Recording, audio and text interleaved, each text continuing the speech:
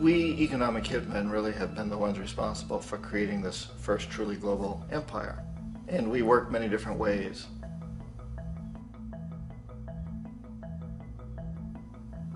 But perhaps the most common is that we will identify a country that has resources our corporations covet, like oil, and then arrange a huge loan to that country from the World Bank or one of its sister organizations. But the money never actually goes to the country. Instead, it goes to our big corporations to build infrastructure projects in that country, power plants, industrial parks, ports, things that benefit a few rich people in that country, in addition to our corporations, but really don't help the majority of the people at all. However, those people, the whole country is left holding a huge debt. It's such a big debt they can't repay it, and that's part of the plan, that they can't repay it. And so at some point, we economic hitmen go back to them and say, listen, you owe us a lot of money, can't pay your debts, so sell your oil real cheap to our oil companies. Allow us to build a military base in your country, or send troops in support of ours to someplace in the world like Iraq, or vote with us on the next UN vote. To have their electric utility company privatized and their water and sewage system privatized and sold to U.S. corporations or other multinational corporations. So there was that whole mushrooming thing, and it's so typical of the way the IMF and the World Bank work, that you put a country in debt, it's such a big debt it can't pay it, and then you offer to refinance that debt and pay even more interest. And you demand this quid pro quo, which you call a conditionality or good governance, which means basically that they've got to sell off their resources, including many of their social services, their utility companies, their school systems sometimes, their penal systems, their insurance systems, to foreign corporations. So it's a double, triple, quadruple whammy.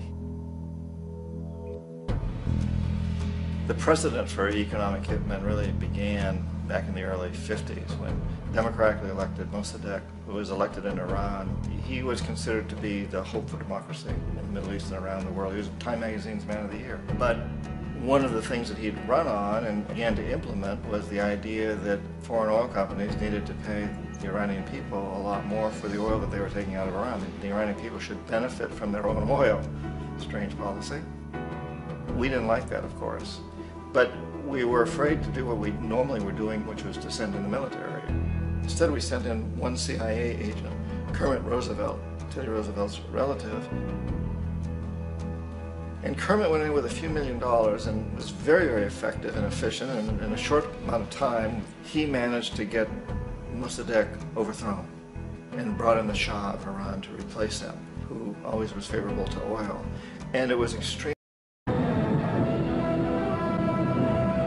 overflow Tehran. Army officers shout that Mossadegh has surrendered and his regime as virtual dictator of Iran is ended. Pictures of the Shah are paraded through the streets as sentiment reverses. The Shah is welcomed home. So back here in the United States, in Washington, people looked around and said, wow, that was easy and cheap. So this established a whole new way of manipulating countries, of creating empire. The only problem with Roosevelt was that he was a card-carrying CIA agent, and had he been caught, the ramifications could have been pretty serious. So very quickly at that point, the decision was made to use private consultants to channel the money through the World Bank or the IMF or one of the other such agencies, to bring in people like me who worked for private companies, so that if we got caught, there would be no governmental ramifications.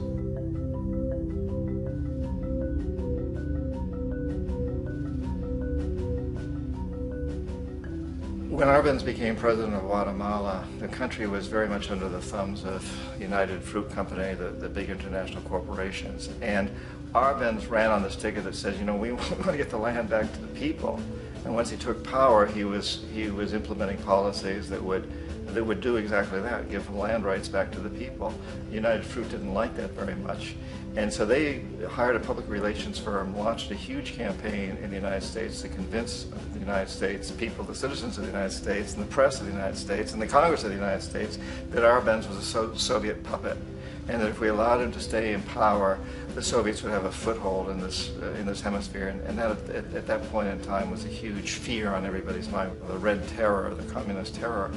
And so, to make a long story short, out of this public relations campaign came a commitment on the part of the CIA and the military to take this man out. And in fact, we did. We sent in planes, we sent in soldiers, we sent in jackals, we sent everything in to take him out, and did take him out. And as soon as he was removed from office, the new guy that took over after him basically reinstated everything to the big international corporations, including United Fruit.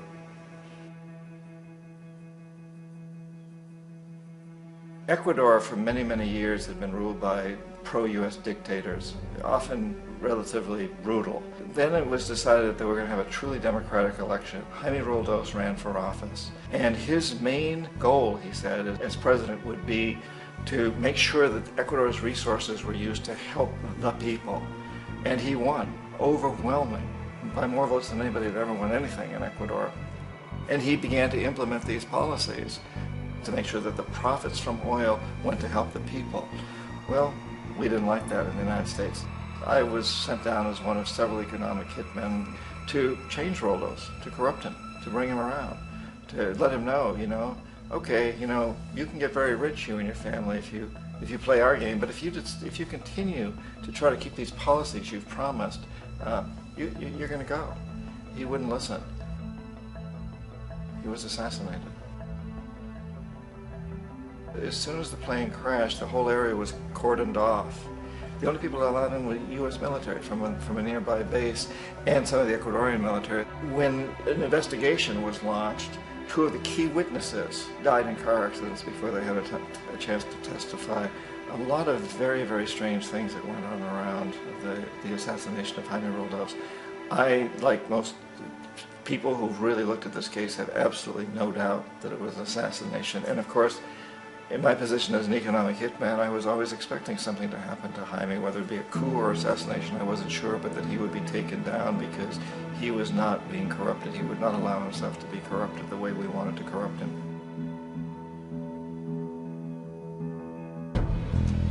Omar Torrijos, president of Panama, was, one of my favorite people. I really, really liked him. He was very charismatic. He was a guy who really wanted to help his country.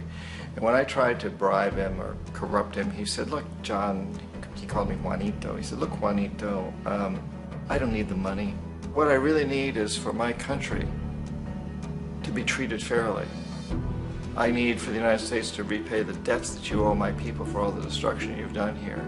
I need to be in a position where I can help other Latin American countries win their independence and be free of this terrible presence from the north that you people are exploiting us so badly. I need to have the Panama Canal back in the hands of the Panamanian people. That's what I want. And so, leave me alone. Don't try to bribe me. It was 1981, and in May, Jaime Roldos was assassinated. And Omar was very aware of this. Torrijos got his family together and he said, I'm probably next, but it's okay because I've done what I came here to do. I've renegotiated the canal. The canal will now be in our hands. He just finished negotiating the treaty with Jimmy Carter. In June of that same year, just a couple of months later, he also went down in an airplane crash, which there's no question was executed by CIA-sponsored jackals. Tremendous amount of evidence that one of Torrijos' security guards handed him at the last moment as he was getting on the plane a tape recorder, a small tape recorder that contained a bomb.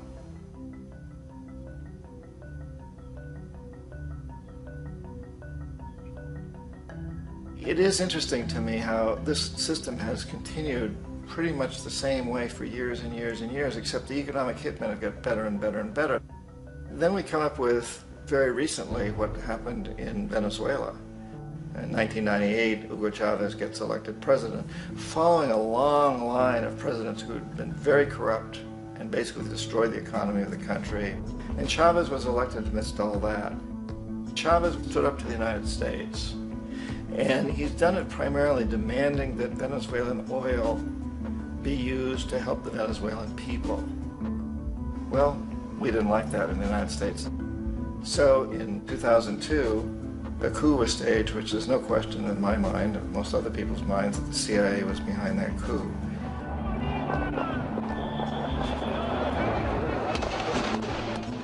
way that that coup was fomented was very reflective of what Kermit Roosevelt had done in Iran, of paying people to go out into the streets to riot, to protest, to say this Chavez is very unpopular.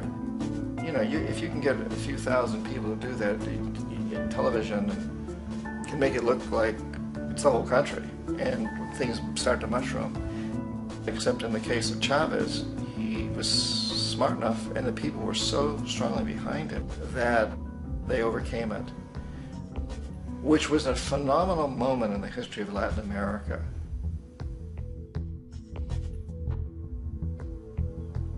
Iraq actually is a perfect example of the way the whole system works. So we economic hitmen are the first line of defense. We go in and we try to corrupt governments and get them to accept these huge loans, which we then use as leverage to basically own them.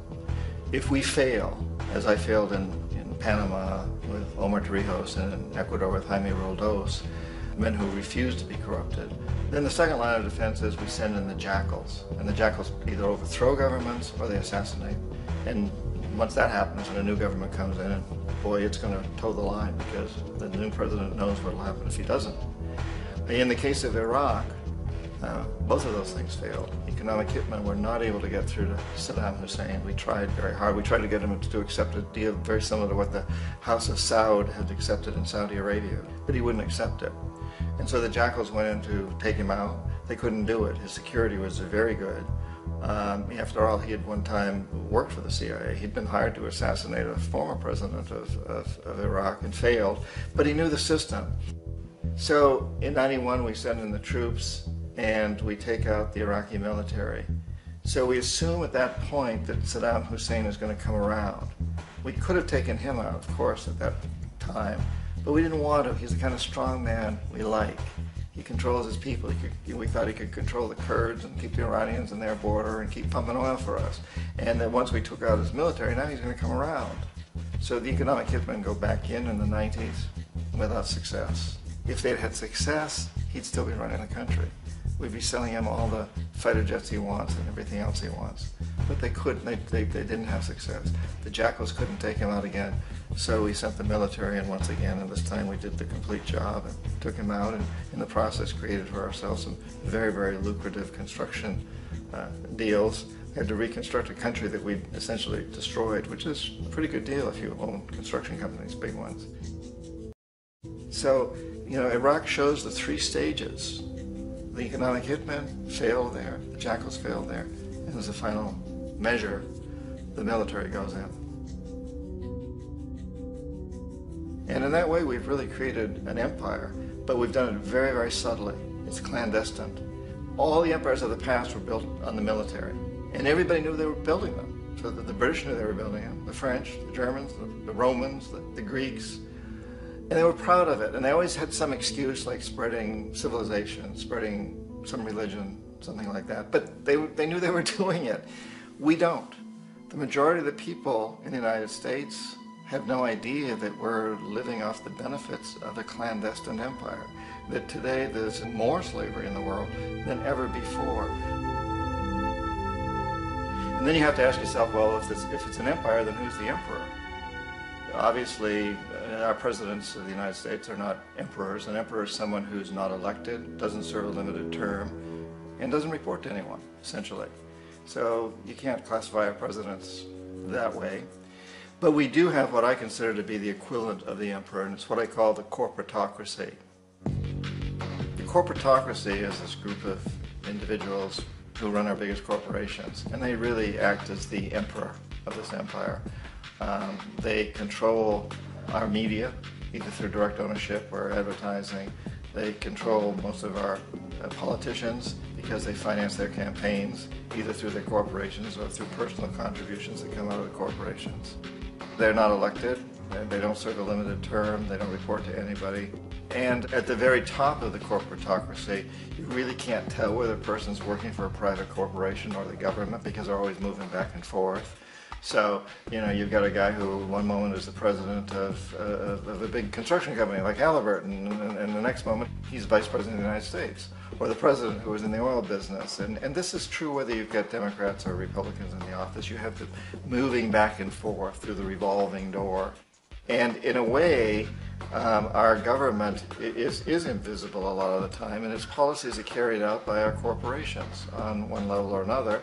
And then again, the policies of the government are basically forged by the corporatocracy and then presented to the government. They become government policy. So it's an incredibly cozy relationship. This isn't a conspiracy theory type of thing. These people don't have to get together and plot to do things. They all basically work under one primary assumption, and that is that they must maximize profits regardless of the social and environmental costs.